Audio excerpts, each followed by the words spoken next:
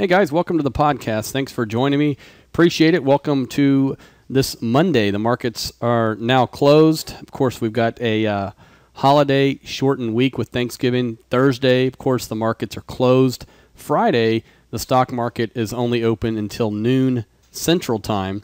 So plan accordingly for that. And if you recall back last year, we had a really nasty August, September, October, and coming into Thanksgiving, the market was really nasty, going straight down. After the holiday, I had a big gap up and pretty much ended November fairly flat. So those people who didn't really watch it on a daily basis didn't really see much to it. We could be setting up for something similar this month. We'll get into that in just a minute. As you can see, very bright green on the screen. The only thing that is down on the day pretty much is volatility. The VIX index down to 15.31, down almost 7%. I really wanted to do a podcast over the weekend to kind of tell you about how I was positioning for a possible oversold rally. Didn't get around to it. But you can see from the numbers today, the market finished pretty much at its highest tick of the day, up 206 points on the Dow, almost 12,800. Transport's up pretty strong as well, 95, almost 2%. The NASDAQ, the strongest, big part of that being Apple, which we'll get to in just a minute, and I'll let you know how I'm playing Apple. Mid-caps up 2%, Russell 2000 almost up 2%. Utilities really the only thing that didn't really participate. Financials very strong as well. So a lot of different things, basically everything participating, like I said, except for utilities, which did turn around. They were almost down 0.5% with about, I'd say maybe 45 minutes to go in the day, and then reversed and finished up with a 20 basis point gain on the day. And pretty much, there wasn't a ton of news. I think there were some comments by President Obama talking about the fiscal cliff. But look, the media, Twitter, blogs, all this different stuff, they're going to try to find an excuse. Why did it rally? Why did it rally? For those of you who have been following the podcast for months and years know that sometimes the markets rally and sell off because they're just ready to do that. And it has nothing to do with the news. And a lot of people like to look for the news as an excuse. What's going to be the catalyst, they call it. Well, the catalyst was the sellers dried up. And that was the main catalyst. Selling dried up and buying came into the market today. So let's get started here by first going into the S&P 500, and as you can see, we've been having this really what was amounted to kind of this zigzag pattern where it was doing this number, and we were headed straight down. And as we were falling last week, you just felt like it's not going to just keep doing this; that it would bounce at some point, whether it was bouncing at the 200 or bouncing down here. It's going to bounce at some point, and it's done that now. So now it's starting this bit, and does it continue on up, or does it roll over? And we'll go through some levels in just a minute, but really the day that caught my attention was Wednesday and Thursday of last week. During that day, we showed you a couple of stocks, for example, and this isn't necessarily just one stock to go buy, and I mentioned it at the time because that's not the idea of this podcast. It's to teach you, to show you what I'm looking at. But what I saw was a lot of this type of action, and it went everywhere from closed-end funds to just things that are kind of off the beaten path really got hit the hardest. You can see this day here, this stock was making all-time highs, had come out with great earnings, high dividend payer, about 6% dividend on this company, and I own this for more of my aggressive accounts, things that again, this is a $1 billion company, right? It's not a huge company, so it's not for more conservative accounts. But the thing is, this thing sold off 10% on very large volume, and when it did that, I pointed out that was just, well, for lack of a better term, it was just stupid, because what you have seen is in this market is a lot of people buy these things that pay high amounts of income. They buy them on margin. They use leverage to buy them. And so you saw a lot of the closed-end bond funds and the REITs and things like that. This is a business development company. You saw them fall off a cliff on very heavy volume, and it looked like it was panic, right?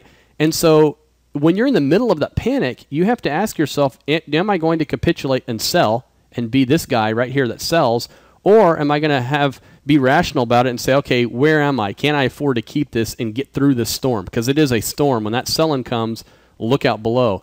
And we had the bounce on Thursday. We had the big move on Friday, real big move, and then today another 1% or so. And so almost all of those losses are now erased. And so we pointed that out. And this, again, the idea of showing you this is not to say, hey, guys, I was right. Look, it bounced right back. If I knew it was going to do that, I would have run out and bought unlimited amounts of calls and mortgaged the house and so forth. But I did feel as if it was going to bounce because we see this often. And it probably happens maybe once or twice a year where you see a lot of these types of stocks. And again, it's the REITs. It's the closed-end bond funds. Those of you who own, the Annaly mortgages of the world, those types of stocks really just, I called it vomiting on itself the other day. Just completely fell out of bed, and it was you could see the forced liquidation from people who have to sell. And again, if you're leveraged and you're getting margin calls, you have to sell something. And oftentimes, it's these particular stocks that get hit, and they don't trade a whole bunch. Okay, this has traded 360,000 shares today, which isn't tiny, but it's not IBM. It's not Microsoft. And so you get the down, but you can also get the up. And so hopefully you either didn't sell into that panic, or you at least took advantage of some of these if you had some extra cash, one or the other. So there's a lot of stocks that did that. So what you saw Friday was a big reversal. There was plenty of things up 4 and 5% in one day on Friday, even though the market was, it was up 40. It wasn't a great day, but it was a nice reversal on Friday. But what we saw today was much more follow through. And so what I was doing last week during the downdraft is I went in and I had bought, and I think I mentioned this on the podcast, we had bought some biotech this day here, very, very close to getting stopped out, but never got stopped out. Had a nice day today, up about 1.5%. And so that's something that is working. Again, this is more maybe of a trade, so got to stop on that. Maybe this level up here at somewhere at 90 would be kind of a target area. And as this 50-day moving average tends to come down, bought some of that. Also just bought some mid-caps. And I'm showing the mid-cap spiders. I actually bought the Schwab-based one because there was no transaction fee. But I bought that for, again, an aggressive trade. So for people who are more conservative, you want to wait and make sure that this thing is for real before you jump in there and try to pick a bottom. But if you're somebody that's more in the trading type of the camp and you wanted to pick off something, Friday was the day to do it. And so we went in and bought mid-caps Friday as a trade for, again, the aggressive side of what we do. And we saw this double bottom here. We saw that, mid-caps are an area that while as volatile as perhaps the small caps, they have tend to hold up a little better. And we just really like this area. And what's interesting about today is you can see it crossed back above its 200-day moving average, which the S&P did too, but not as convincingly as mid-caps. So again, this could be a trade. It's going to have a tight stop put on it. But those are things playing the oversold condition. And it's very important you distinguish the two, because what we have so far is an oversold rally and nothing more thus far. Now, the thing I was looking for, as I mentioned last week, we were very extremely oversold on lots of different indicators we watch, and we have several of them, and not all of them were lining up. It wasn't as if, it was March of '09 or anything, but it was telling you, hey, something's going to give here. And what you started to see was, and we'll come back to Apple in a minute, but you started to see companies like Apple get sold off. And I really would break Apple into thirds. I would say the first third was because some deterioration in fundamentals. And if you need to go back and look at the blog, karleggers.com, go do that, and you'll see we wrote an article a couple of weeks ago about Apple. And just pointed, it was actually when it was at the 200-day moving average. So it was probably right in here around 590. And we pointed out that the fundamentals have deteriorated some. Is it enough to make me want to sell the stock? No, not at all. It's still a very compelling stock. So the first third, I think, was due to, kind of fundamentals. I think the second third of the sell-off was due to people really worrying about capital gains and so forth. And I think they started to say, you know what, the fiscal cliff is coming. We may get higher taxes. I'm going to go ahead and lock in my profits because I have long-term capital gains. And next year, those capital gains are going to be taxed higher. So I may as well go ahead and lock it in this year, which is a little silly if you plan on owning it. I mean, if you knew it was going to go down or if you were definitely going to sell it, then yes, this year is better than next. But if you're just doing it because everybody else is doing it, didn't really make a lot of sense. So that was the second third. The last part about this, and I'll break it up into these segments. Of course, these are just more of an illustration than these actual levels. But once it broke the 200, I think what you saw was this down here was more selling based on margin calls. Think about it. Hedge funds owned a lot of Apple. Mutual funds owned a lot of Apple. And when the market starts to go down, and these hedge funds are leveraged, meaning they're borrowing money to buy stocks, the source of funds to fulfill those margin calls was Apple. So a lot of this was forced selling. It was just a piling on. It had nothing to do with the fundamentals at this point. It had nothing to do with capital gains. I think it was simply panic selling in the overall market and a free-for-all that, hey, if I don't sell it now, I'm not going to get my capital gains. I better go ahead and sell it. And so we saw a very important low on Friday where we saw this big intraday reversal, and it was a big one. The stock went outside its Bollinger Band here, you can see, which it had done before, but it was a big reversal, and it was on very big volume. So that was very important. So that was obviously a kind of a line in the sand where some people were saying, hey, even the bears were saying we're going to go buy it. The other thing that it did is it kind of held this old support level here, and it wasn't exact. And we've talked about these fake out breakouts before. Once it broke below, look out below because it was breaking support, right? And it was a fake out. So all those stop orders get washed out, and now there's no supply. Here comes the demand, and the stock goes up. But we did hold this old support level within reason here. It closed above it, and so that was a good place to reference. Now, if you look at it on a weekly basis, we still could come down. This is really the support in the mid or high 400s, but given today's action, it isn't likely. So we'll come back to Apple in just a minute because I want to talk about the markets first. So here's the S&P. We know we were oversold. We did a couple of buys last week. Definitely didn't sell anything. The only thing I did sell was some bonds because looking at them, bonds could go up, or excuse me, bonds could go down and interest rates go up as money comes out of bonds and goes into stocks. So sold a little bit of bonds, but pretty much didn't sell any stocks because we were in the heat of that sell-off. There's no point in doing that. Now, what we were looking for was we had a couple of 90% down days in the last couple of weeks. And what we were looking for is a 90% up day, which I don't have all the numbers here because I'm trying to get this podcast out quickly to you. Haven't analyzed all the numbers, but I think we're going to see that it was a 90% up day today as well. And so we had two 90% down days. We've now, in pretty short order, had a 90% up day. Very, very important because we had that, and that's what you want. You don't just want the supply to go away. You want the demand to pick up. So we saw a very broad-based, strong rally.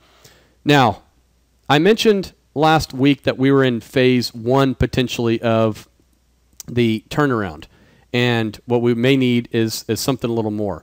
And we had this sell off, we bounced, and it's very typical to see this thing come back down, maybe even make a new low, and then what happens is different oscillators we watch, for example, would come down, they would bounce up a little bit, but they wouldn't make a new low. They would actually make a higher low. So you kind of have this positive divergence.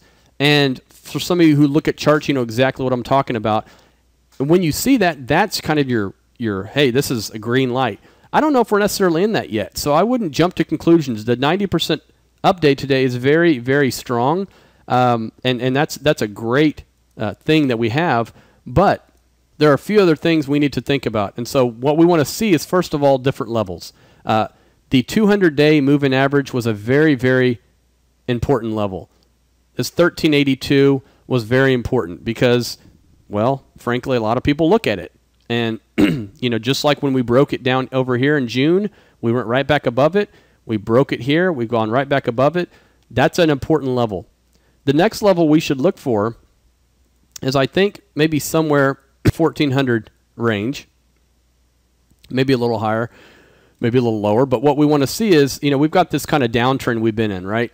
And so the next logical place is that we run up to here, which is about 1400. Okay, so that's one level we need to be thinking about.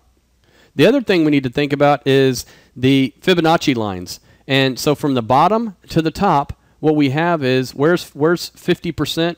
Right in here at roughly this 1370 level. We actually went below that. We went to 61.8, bounced right off of it. Not coincidental, probably.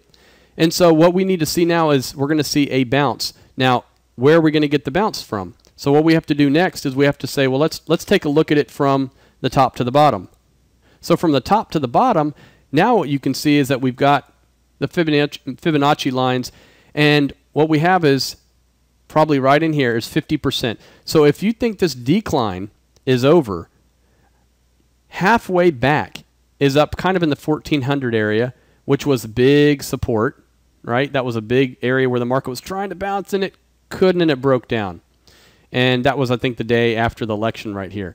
So that's kind of an interesting area, right, to get back the election losses, we'll call it. And so we could see the market go up to there. If it starts to roll over, then you need to get much more defensive. The things you wished you would have sold 2 weeks ago, you get a second chance to sell them. So we're watching that level, very important. So let's see if we can get some follow through. Now, after a big day today, don't be surprised to see some weak down days. That's not the end of the world. That doesn't mean that the rally's over, right? It's just the opposite of 90% down days. When you get a 90% down day, you get a couple of up days. If you get a 90% up day, you got a little profit taking. Let's see if that profit taking turns into real intense selling. So we're in the test phase of this, and things are being checked off. We had the sell-off. We had the 90% down days. We had the oversold condition. We now have a 90% up day with a very strong market. People will complain about the volume, but it was very strong. Most people complaining about this rally are probably ones that sold everything in last week's downdraft and are now sour grapes, right? So, the rally does have some faults, but in general, it got oversold and it's bouncing. Don't pay attention to the political people and what they're saying. This is all about technicals right now. So we're getting this bounce. If it fades out and it starts to roll over, then yes, we need to be more cautious, because the thing is, you have a lot of medium or longer term indicators starting to weaken, right? They're getting weaker and weaker. And so you have these different time frames. You have the short term that said, hey, it's oversold, don't sell. In fact, if you want to go buy something, go do that as a trade. That was one thing, and we got that. But then the second part of it is the longer term time frame, and is this market rolling over in the big, broad picture? And we don't know yet. We just don't know. And so that's why we have to be positioned and be flexible to take advantage of either situation. That means don't be overzealous to sell, and don't be overzealous to buy. Okay, let's jump to Apple. 7.38% today, $39 a share. Where did the bears go? And we just talked about this earlier, kind of let a little bit of the cat out of the bag as far as what I'm thinking on Apple. But the bottom line is this. You got a stock that's, and I won't run through all the positives of it, but you have a stock that's trading at seven times its earnings. When you take out the cash, they have so much cash, you take that out, 7 times earnings. So you have that. You have a stock that's been growing at 90% a year, not the stock, the company, the profits. Okay, and that may not be there, but let's just even say it was 70% a year. That's 10 times more than the stock market, and yet it's cheaper than the average stock in the S&P 500. So you have a lot of things going for it. So for those that are arguing that Apple was the next RCA and that its run is over, I never agreed with that. Now, if I had it to do over again, would I have sold Apple at $700 right here? Absolutely. I'm not saying that this is the stock that you keep forever and you don't ever consider selling it. Oh, that would be no. I'm saying that I thought it was compelling up here, and I think it's compelling down here. And so I've owned this pretty much for the last 2.5 years or so, And there was a brief moment in time that I was out of it, and then I got back into it. And so I wrote it up, and I wrote it down, and I'm hoping to write it back up. But the thing is, this isn't for me. This isn't, we just talked about a lot of technical and trading jargon when we were looking at the S&P. To me, this isn't really about technicals. I mean, I think it's an interesting spot because we showed you some of this area right here that it pulled back to. So I think it's an interesting technical spot. But again, you just have to look and say, look, is this the part of my portfolio that is a company that I'm willing to hold that is a kind of a core holding? Okay, and you have stocks in your portfolio, you have positions, whether they're ETFs, right, or could be a closed-end fund or a preferred stock or a common stock. You have positions in there that's not all for trading, right? Some of you may trade your whole entire net worth, and I don't think that's a good way to do things. I think you're betting on being wrong, and you're betting on, there's just certain things that I think can be held, and there's certain things that can be traded. And so for Apple, you can make that differentiation. You can trade Apple. And for those that shorted it at 700 and bought it back Friday, bravo, great job. Or even if you just sold it and you're looking to get back into it, great job. I wasn't that good, but I have been that good owning this for the last 2.5 years and have made a bunch of money from Apple. And I will continue to make money off Apple, I believe. This is a company that could raise their dividend next week. They can out-share buybacks. They're about to enter what's going to be, I think, a big, big Christmas for them. So those are all reasons why this stock still works. And it was a big reversal on Friday. I didn't know it was going to be up $39 today. I don't think anybody did. But I do think the word on the street was, hey, this thing, even the bears, even the bears are saying, hey, this thing's getting pretty compelling now. I may want to cover my short. And so the bears have flipped to bulls. And again, a lot of that selling in the last part was due to forced liquidation. That's a very, very important because you as the individual investor that's probably not on margin buying securities can take advantage of those situations where people are forced to sell. Now, I already owned it, so I didn't buy any. But the point is that when you have that forced liquidation, you wait for that to end, and then you jump on it. And that happens with lots of stocks all the time. Just so happens we saw Apple go through this, which is unbelievable when you have a 500 billion, market cap, and there's people that think it's going to $1 trillion in market cap. Would be the first company to do that. So, but Apple was the talk of the day, and it led to more than half of the Qs gains today. Which, for those that don't know, the Qs, the triple Qs, are the PowerShares QQQ Trust. It's the NASDAQ 100. It's the biggest and best 100 NASDAQ stocks. Very similar to the NASDAQ, but isolated to 100 companies. Apple is a huge weighting in there, so half of this gain, 2.39% gain today, over half of it was due to Apple's contribution there. But again, does this picture on the Qs, we'll just stick with this for a minute, does this look like the downtrend's definitely over? If you're somebody that's a bear, you're saying, wait a second, all it's doing is getting to the top of the range, and then it's going to fall back down. Very well could. And that's why don't get complacent in this market. For those that bought on Friday, I bought a few things on Friday. For those that bought, we're looking at this as a trade, okay? And that's why for more conservative folks, I wouldn't have recommended a buy on Friday. I would have said, look, just wait. But if it gets to a higher level, and then it rolls over, then you can sell the things that you wished you would have sold a couple of weeks ago. So when you get those oversold conditions like we got, and again, it wasn't a screaming buy like last August. It wasn't screaming, but it was enough to say, hey, it's getting pretty stretched. When you get those conditions, you either need to A, buy something with the cash you have, or B, at the very least, don't sell the things that are getting so oversold. Wait for them to bounce a little bit.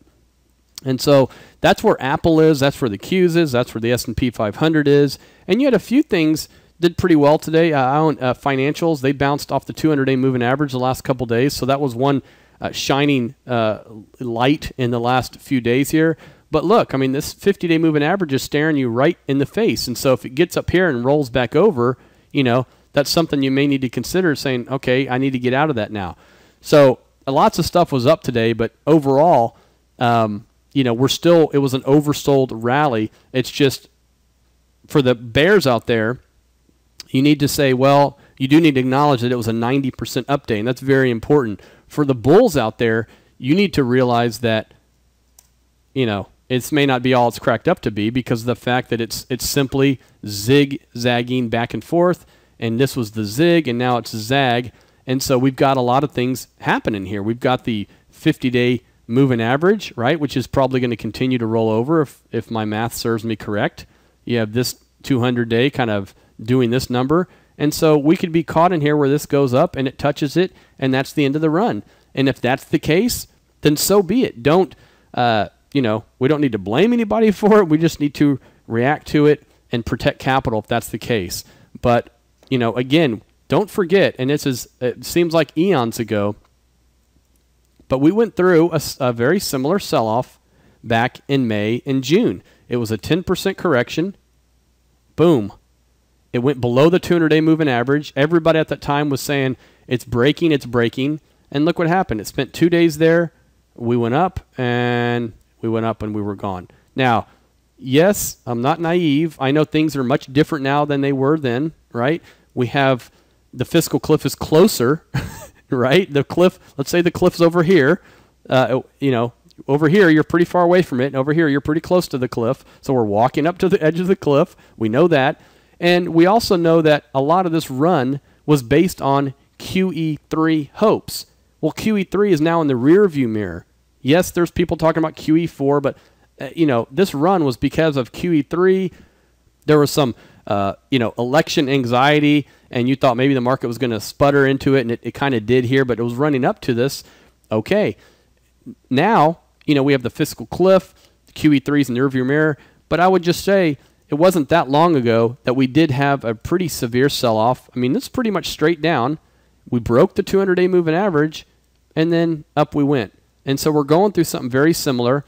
And I will point out something else, too. And this is something you may not hear. On a calendar basis, and I'm not going to do it exactly for time purposes, but this sell-off and this sell-off were both about 43 days in duration. And, I don't know. You can take that whatever you want with it. I mean, voodoo or I don't know. It's kind of weird, okay? It's wild, weird, and woolly stuff. But it is what it is. I mean, the market sold off those 43-day cycles. Maybe that's the average cycle of the mood of short-term traders. I don't know. But, again, don't take for granted this market because we have the longer-term picture, which is a little suspect. And you have some things breaking down a little bit. And so, again, we need to be cautious of that because we may have two different time frames. In the short term, you're going to bounce, you play it, you wait, and then you may set your stops, and then you may have to get real defensive if things roll over. So we have a lot of that. Plus, we have the fiscal cliff. And between now and the end of the year, you're going to get a lot of possible deals, no deal. Possible deals, no deal. It's definite deal, maybe not. And the market's going to gyrate back and forth. So the volatility, despite the VIX being so low, the volatility is probably not going to go away. And you can see the VIX here is gyrating. A lot of people believe that when it gets to the 14 level, if you see anything with 14 in front of it, you should be selling. Maybe, maybe not. Again, I kind of tend to watch how fast the VIX is going up or down as opposed to the actual level. But regardless, we're going to get some gyrations over the next few weeks here as this comes about. And if you say, I don't want to participate in that, then fine. You should be exiting. If you say, I want to play it, how do I trade it? Well, you had the oversold condition. Obviously, today it's not as oversold as it was Friday. And, if you want to be defensive, then you start setting very, very tight stops and you start exiting a bunch of positions. If you want to be extra aggressive, then you stay in there, I guess. But the bottom line is that we don't know what's going to happen with these people in Washington, right? They're on vacation now. So who knows what's going to happen, but yes, it's great that they're, singing Kumbaya and saying they will get all this done in time, but a lot of people believe it's going to be very difficult to do that. And even so, how do you know that when it's done, the market doesn't actually sell off? We don't know. So what we have to do is measure supply and demand. And today there was much more demand than supply. The last couple of weeks there's been much more supply. So you got this tug of war happening, but this type of condition is usually what leads to bottoms. So I'm actually cautiously optimistic, I would say. And I'm positioned, I guess, a little more heavy in stocks, but nothing that is earth-shattering. But I can tell you this, that if the market got more negative, I would be wanting to lighten up from my current position because we had been getting a little more invested the last week or so as it was falling. All right, guys, I'm going to go ahead and end it there. Have a wonderful evening. And don't forget to keep asking the questions there. Somebody emailed me just before the podcast, and I want to make sure I got in the question about Apple in there. So have a wonderful evening, and we will talk to you soon.